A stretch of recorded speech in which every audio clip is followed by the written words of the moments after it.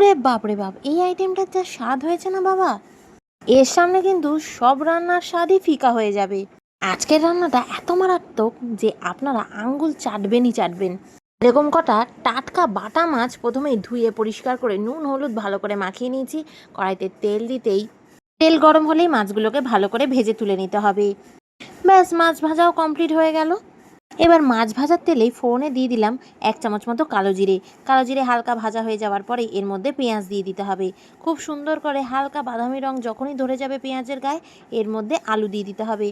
লম্বা লম্বা করে আলু কেটে নিয়েছি। ওদিকে ভাজা হচ্ছে আর এদিকে 2 চামচ কালো আর হলুদ সর্ষে ঘূর্ণি মেশিনে ভালো করে পিষে নিয়েছি।